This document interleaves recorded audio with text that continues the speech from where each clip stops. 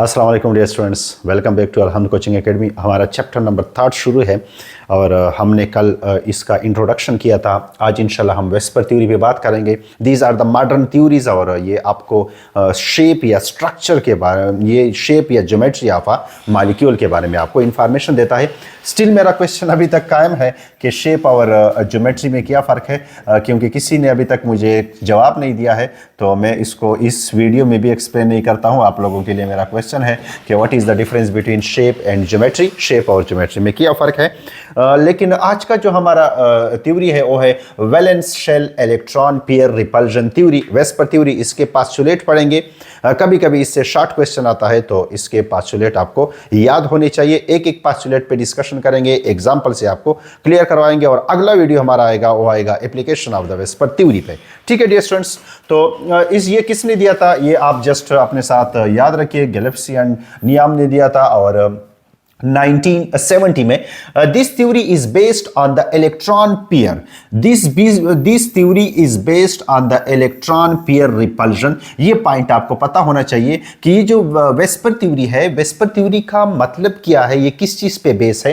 तो ये valence shell के अंदर मौजूदा जो इलेक्ट्रॉन है वो एक दूसरे को रिपेल करते हैं, और जब रिपल्जन होता है तो रिपल्जन के नतीजे में शेप जो है, शेप में डिस्टॉर्शन आता है, शेप में डिस्टर्बेंस आता है और शेप जो है वो डिस्टर्ब होता है। तो इस तरह से वो शेप को एक्सप्लेन करेगा, लेकिन आपने सबसे पहले इलेक्ट्रॉन पेयर रिपल्जन को समझना है। ठीक है, और ये कौन से इलेक्ट्रॉन, जो वैलेंस शेल इलेक्ट्रॉन और कहां पर मौजूद होते हैं, central atom in a molecule, central atom in a molecule. तो सबसे पहले आप सेंट्रल एटम समझें। याद रखिएगा कि सेंट्रल एटम आपके पास क्या होता है, central atom diatomic molecules में नहीं होता। ठीक है, फॉर एग्जांपल आपके पास ये डाया एटॉमिक मॉलिक्यूल हम लेते हैं, डाया एटॉमिक मॉलिक्यूल्स, ये डाया एटॉमिक मॉलिक्यूल्स में नहीं होगा, central atom diatomic molecule में नहीं होगा। ठीक है, तो इट मींस कि diatomic molecules, for example HCl, इस पे वेस्पर थ्योरी काम नहीं करेगा। हाँ, HCl पे वेस्पर थ्योरी काम नहीं करेगा क्योंकि ये डाया एटॉमिक मॉलिक्यूल, इसके शेप के बारे में कुछ भी इंफॉर्मेशन नहीं देगा और ये लीनियर इसका शेप होगा। ठीक है,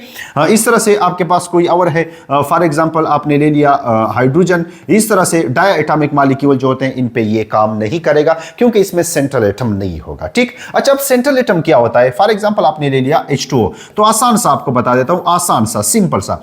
ये आपके पास H2O है, ऑक्सीजन है, नीचे इसके साथ कौन अटैच है, हाइड्रोजन अटैच है।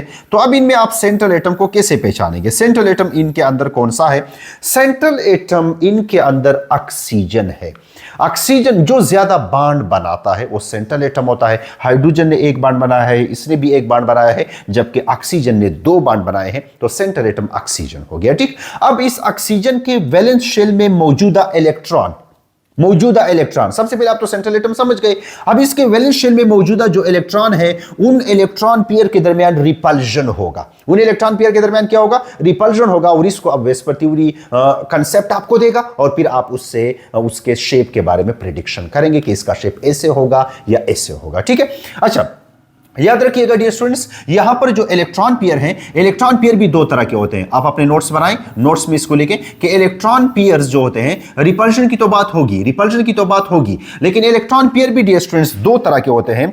2 तरह के इलेक्ट्रॉन पेयर होते हैं। नंबर फर्स्ट, पहला जो है डियर स्टूडेंट्स, वो आपके पास लोन पेयर होगा। क्या होगा आपके पास, लोन पेयर होगा, लोन पेयर ऑफ इलेक्ट्रॉन, कर्जे वाला लोन पेयर नहीं, लोन पेयर ऑफ इलेक्ट्रॉन। और दूसरा क्या होगा, वो आपके पास होगा dear students bond pair of electron. दूसरा क्या होगा आपके पास, बॉन्ड पेयर ऑफ इलेक्ट्रॉन। तो ये 2 आपके पास इलेक्ट्रॉन पेयर हो सकते हैं, एक लोन पेयर होगा और दूसरा क्या होगा, बॉन्ड पेयर होगा। लोन पेयर को आप कैसे डिफाइन करेंगे, how you can define the lone pair. यहां जरा सा आप ऑक्सीजन के केस में देखें, ऑक्सीजन के केस में ये जो 2 इलेक्ट्रॉन है या ये जो 2 इलेक्ट्रॉन है, इनको आप कहेंगे लोन पेयर, इनको आप कहेंगे लोन पेयर। तो लोन पेयर को आप कैसे डिफाइन कर सकते हैं, द इलेक्ट्रॉन पेयर, नोट्स बनाएं please, the electron pair, the electron pair that is, अब यहां पर एक बात सुने, यहां ये जो इलेक्ट्रॉन पेयर है, ये कितने न्यूक्लियस के अंडर इंफ्लुएंस है, यानी कितने न्यूक्लियस इस पे अट्रैक्शन का फोर्स लगा रहे हैं, सिर्फ एक न्यूक्लियस और वो ऑक्सीजन का है। दैट इज अंडर द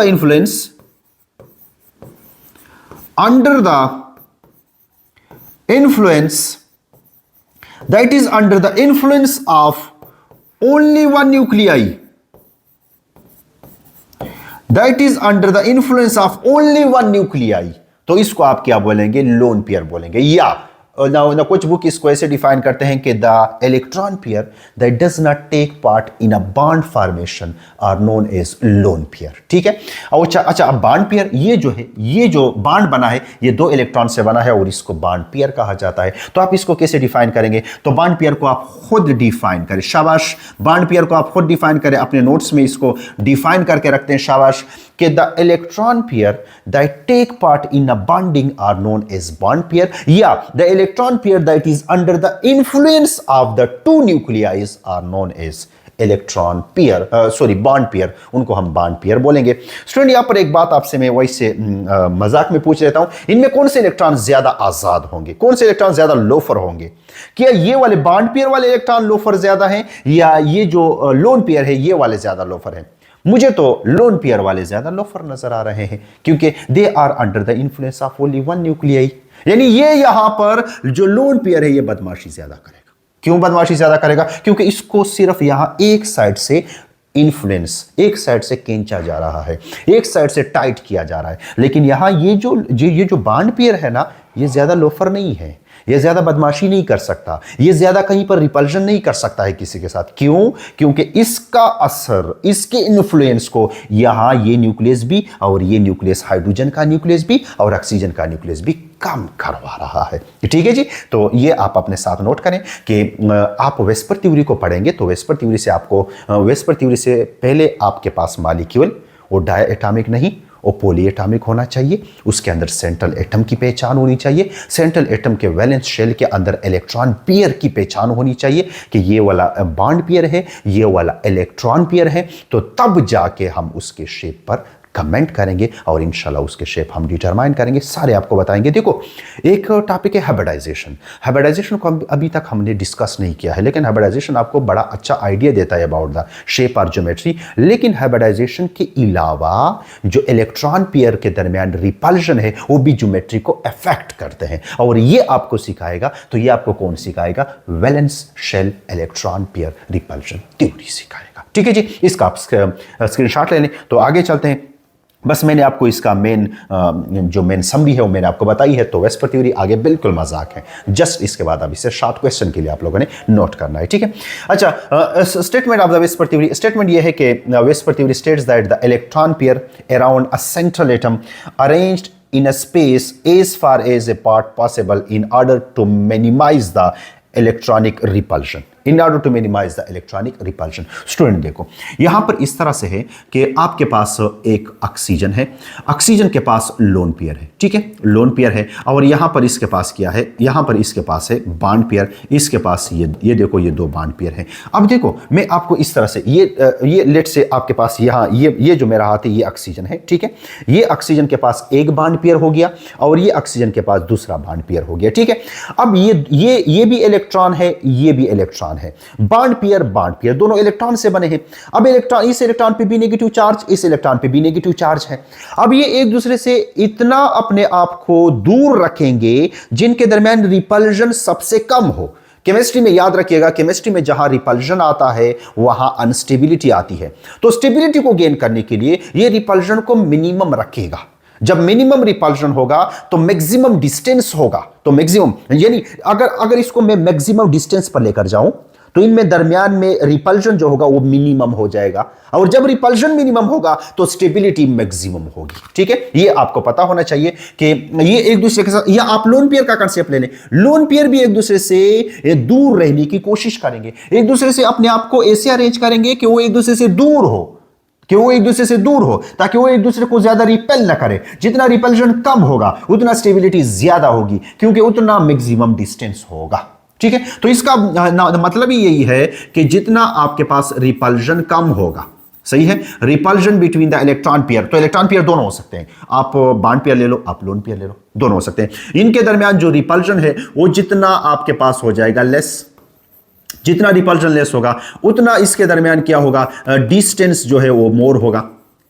जितना डिस्टेंस डियर स्टूडेंट्स मोर होगा तो उतना आपके पास क्या होगा, ये क्या होंगे, स्टेबल होंगे। क्योंकि केमिस्ट्री में याद रखिएगा केमिस्ट्री में जहां अट्रैक्शन जहां अट्रैक्शन वहां पर स्टेबिलिटी, जहां रिपल्शन वहां पे अनस्टेबिलिटी। ठीक है, तो ये इस पर बेस है कि इलेक्ट्रॉन पेयर एक दूसरे से अपने आप को दूर रखने की कोशिश करेंगे, जितना पॉसिबल हो सकता है उतना दूर रहेंगे ताकि उसके दरमियान रिपल्शन कम हो। और फिर देखो देखो देखो, ये है ना, ये आपके पास कितने दूर हैं एक दूसरे से, ये दोनों एक दूसरे से बिल्कुल 180 पर हैं, लेकिन शायद उसको कोई मजबूर करे, नीचे से कोई इलेक्ट्रॉन पेयर आ जाए और इसको मजबूर करके ऐसे करे तो शेप इसका क्या हो जाएगा, चेंज हो जाएगा। ठीक है, तो इट मींस के शेप जो है वो आपके पास इलेक्ट्रॉन पेयर पर डिपेंड करेगा, इलेक्ट्रॉन पेयर के नेचर पर भी डिपेंड करेगा कि क्या ये लोन पेयर है या बॉन्ड पेयर है, ये भी याद रखिएगा। ठीक है, अच्छा चलो जी आगे चलते हैं। तो इसके बेसिक जो एजम्पशन है कि the electron pair around the central atom arrange in a space in such a way that they keep as far apart from each other in order to minimize the repulsion between them। ये तो इसका main assumption है या इसका main statement है, और पिछले भी मैंने आपको एक्सप्लेन कर दिया। This arrangement of electron pair gives maximum or minimum energy कम करेगा। तो जितनी मिनिमम एनर्जी होगी तो उतनी क्या होगी, बोलो उतनी क्या होगी, उतनी होगी डियर स्टूडेंट स्टेबिलिटी। ठीक है, and maximum stability to the molecule or ion. यानी a VSEPR theory can also give you an idea about the structure of ion, about the shape of ion, about the geometry of ion. ठीक है, geometry का question still मैंने छोड़ा हुआ है, what is the difference between geometry and shape, वो आप लोगों को ने मुझे आंसर देना है। ठीक, अच्छा जी अब आगे चलते हैं, पास्टुलेट्स इसके पढ़ते हैं। तो इसका पहला जो पास्टुलेट है वो ये है कि the electron pair present around the central atom polyvalent atoms try to keep them self as part as possible. ये तो मेन इसका स्टेटमेंट भी था। पॉलीवेलेंट एटम पर मैंने आपको बताया है कि ये डाई एटॉमिक के लिए नहीं होता है। फॉर एग्जांपल ये ऑक्सीजन के लिए होगा, ये फास्फोरस के लिए होगा, ये सल्फर के लिए होगा, ये कार्बन के लिए होगा, ये नाइट्रोजन के लिए होगा, जो दो से मतलब एक से ज्यादा बॉन्ड बनाते हैं ये उनके लिए होगा। ठीक है, ये 2 बॉन्ड बनाता है, ये 4 बनाता है, ये 3 बनाता है, ये कभी कभी 3 बनाता है, कभी कभी 5 बनाता है, और ये भी आपके साथ इस तरह से बनाते हैं। ठीक है, तो ये पॉलीवेलेंट के लिए होगा। और फिर वहां पर जो इलेक्ट्रॉन पेयर है वो एक दूसरे से दूर रहने की कोशिश करेंगे, एक दूसरे से दूर रहने की कोशिश करेंगे। ठीक है, ये इसका पहला स्टेटमेंट है। दूसरा ये है कि a non bonding electron pair और लोन पेयर ऑफ इलेक्ट्रॉन। याद रखिएगा लोन पेयर ऑफ इलेक्ट्रॉन और नॉन बॉन्डिंग दोनों सेम है। ठीक है, ठीक है, of electron occupy more space on the surface of the atom than that of the bonding। ये ऑक्युपाई है, ये ऑक्युपाई है, सही है, इसको ऑक्युपाई लिखें। occupies more space on the surface of an atom than that of the bonding pair.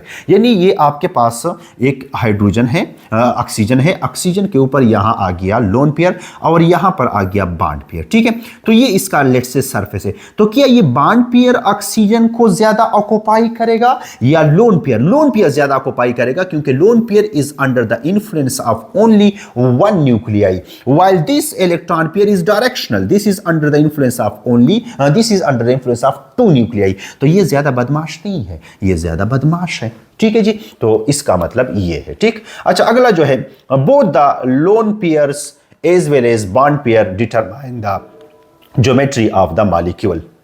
जवाब मिल गया है आप लोगों को। ज्योमेट्री ऑफ मॉलिक्यूल जो होती है, ज्योमेट्री ऑफ मॉलिक्यूल वो इलेक्ट्रॉन पेयर और लोन पेयर यानी बॉन्ड पेयर और लोन पेयर दोनों ज्योमेट्री ऑफ अ मॉलिक्यूल आपको देते हैं। फॉर एग्जाम्पल यहां पर मैं वाटर बना देता हूं, तो ये वाटर जो है इसका वी शेप है, ये वी शेप है, ये वी शेप है, इस तरह से देखो बेंड शेप, इस तरह से बेंड शेप। लेकिन मैंने बात की इसके शेप की, किस चीज की बात की है, शेप। पूरा डिटेल से अभी भी नहीं बताऊंगा, लेकिन चूंकि सामने पॉइंट आ गया है तो हक बनता है बताना। ठीक है, तो ये जो है इलेक्ट्रॉन पेयर जो बॉन्ड पेयर होता है वो शेप ऑफ अ मॉलिक्यूल देता है आपको। ठीक है, लेकिन इसके पास तो 2 लोन पेयर भी है और ये लोन पेयर इस तरह से अरेंज है, तो इसका जो ज्योमेट्री है वो लोन पेयर और बॉन्ड पेयर दोनों को देख के बताया जाता है। ठीक है, तो इसकी ज्योमेट्री जो है वो वी शेप नहीं है, इसकी ज्योमेट्री जो है वो टेट्राहेड्रल है। वो क्या है आपके पास, टेट्राहेड्रल है, क्योंकि ज्योमेट्री यहां पर जो है वो इलेक्ट्रॉन पेयर के दोनों लोन पेयर भी और बॉन्ड पेयर भी दोनों ज्योमेट्री को एक्सप्लेन करते हैं, दोनों ज्योमेट्री ऑफ मॉलिक्यूल के बारे में आपको बताते हैं। ठीक, और बॉन्ड पेयर जो है वो सिर्फ आपको शेप के बारे में बताता है। This is the main difference between shape and geometry. ठीक, अच्छा जी आगे चलते हैं। आगे हमारे पास ये है कि the magnitude of the repulsion between the electron pair give in a given molecules decrease as the following. तो स्टूडेंट ये एमसीक्यूज के लिए बहुत इंपॉर्टेंट है, बहुत इंपॉर्टेंट एमसीक्यूज के लिए कि ये जो दो लोन पेयर है, ये जो दो लोन पेयर है, ये दो लोन पेयर जो है, ये लेट्स से ऑक्सीजन के ऊपर दो लोन पेयर है, क्या इन दो लोन पेयर के दरमियान रिपल्जन ज्यादा होगा या यहां पर जो नीचे ये लोन पेयर है ना, जो नीचे यहां पर ये वाला ये जो नीचे बॉन्ड पेयर है, क्या लोन पेयर और बॉन्ड पेयर में ज्यादा रिपल्जन होगा या लोन पेयर और लोन पेयर में ज्यादा रिपल्जन होगा? तो सर दोनों लोफर हैं, दोनों ज्यादा जगह घेरते हैं तो दोनों में रिपल्जन ज्यादा होगा। तो लोन पेयर एक दूसरे को बहुत ज्यादा रिपेल करते हैं। फिर उसके बाद लोन पेयर और बॉन्ड पेयर एक दूसरे को, उसके बाद लोन पेयर और बॉन्ड पेयर एक दूसरे को ज्यादा रिपेल करते हैं। और बॉन्ड पेयर बड़े शरीफ टाइप के होते हैं, वो एक दूसरे को बहुत कम रिपेल करते हैं, क्योंकि उनके इलेक्ट्रॉन जो होते हैं ना, वो तो कोई न्यूक्लियस उसको खींच रहा होता है, वो एक दूसरे के लिए फ्री भी नहीं होते हैं कि एक दूसरे को रिपेल करें। ठीक है जी। अच्छा, तो ये इसका ऑर्डर है कि लोन पेयर और लोन पेयर के दरमियान रिपल्जन बहुत ज्यादा होगा, फिर लोन पेयर और बॉन्ड पेयर के दरमियान रिपल्जन इनसे थोड़ा सा कम होगा, और बॉन्ड पेयर और बॉन्ड पेयर के दरमियान रिपल्जन जो है वो सबसे कम होगा। इंपॉर्टेंट फॉर एमसीक्यूज, प्लीज इसको एमसीक्यूज के लिए नोट कीजिएगा। ठीक है। अच्छा जी, अब चलो जी आगे बढ़ते हैं कि आगे हमारे पास क्या कहानी है। So let's move onward. The two electron pair of a double and triple electron pair of a triplet bond contain a high electronic charge density, therefore they occupy more space than one electron pair of a single bond. However, they behave like a single electron pair in the determination of the geometry of a molecule. इस point को आप जरा सा, ये कौन सा point हो जाएगा? ये पॉइंट नंबर 5 हमारे पास हो जाएगा। पॉइंट नंबर 5 जो है वो ये है कि आपके पास फॉर एग्जांपल एक ये कार्बन कार्बन के दरमियान ट्रिपल बॉन्ड है और यहाँ कार्बन कार्बन के दरमियान सिंगल बॉन्ड है। तो कार्बन कार्बन के दरमियान सिंगल बॉन्ड है, चूंकि 2 इलेक्ट्रॉन है और यहाँ पर इलेक्ट्रॉन काफ़ी ज़्यादा है, 6 इलेक्ट्रॉन है। तो ये 6 इलेक्ट्रॉन होते हैं तो ये ज़्यादा जगह ऑक्यूपाई करते हैं, ये स्पेस ज़्यादा ऑक्यूपाई करते हैं। लेकिन यहाँ पर ये जो है, ये स्पेस जो है वो क्या करते हैं, कम ऑक्यूपाई करते हैं। और जब आप ज्योमेट्री को मालूम करेंगे ना, तो ये जो डबल बॉन्ड है, यानी ये जो मल्टीपल बॉन्ड है between the two atoms, they will behave like a single bond. No बताओ this is a linear geometry. अगर मैंने कहा, तो अगर आप यहाँ ट्रिपल बॉन्ड को देखें ना और आप कहेंगे इसकी ज्योमेट्री कोई और होगी, नो नो नो नो, इसकी ज्योमेट्री भी क्या होगी, इसकी ज्योमेट्री भी लीनियर होगी। यानी ज्योमेट्रिकल डिटर्मिनेशन में डबल बॉन्ड ट्रिपल बॉन्ड को आप सिंगल बॉन्ड कंसीडर करो, सिंगल बॉन्ड एक लाइन ही कंसीडर करो। ठीक है। हाँ, उसमें इलेक्ट्रॉन ज्यादा होते हैं तो उसका इलेक्ट्रॉनिक डेंसिटी ज्यादा होती है, तो वो जगह ज्यादा ऑक्यूपाई करेगा। इस पर मैं बिल्कुल इत्तेफाक करता हूं कि जगह ज्यादा ऑक्यूपाई करेगा, स्पेस ज्यादा ऑक्यूपाई करेगा, ये ज्योमेट्री को डिस्टर्ब भी करने देगा। ठीक है, क्योंकि स्पेस ज्यादा ऑक्यूपाई कर रहा है। बाकी जब आप इसको मतलब जब आप इसको एक्सप्लेन करते हैं ना शेप के डिटर्मिनेशन में, तो इसको आप as a single bond consider करें, इसको आप as a single bond consider करें। ठीक है, तो ये पॉइंट भी अपने साथ नोट करें। अगला जो है, बस ये आपके पास इसके क्या थे, पॉइंट्स थे डियर स्टूडेंट्स। तो अगला हमारे पास आएगा इसके एप्लीकेशंस। एप्लीकेशन में मैं एग्जांपल, उसकी ज्योमेट्री और उसमें बॉन्ड एंगल, ये सारा कुछ बताऊंगा। उसको आप लोगों ने सीखना है, अपने साथ रिटन फॉर्म में लिखना है। तो इंशाल्लाह अगला जो हमारा लेक्चर होगा वो होगा application of the VSEPR theory. फिर इंशाल्लाह आएगा वीबीटी। पूरा ये चैप्टर आपके लिए इंशाल्लाह अपलोड करेंगे। आप रोज़ाना देखते रहें। Thank you.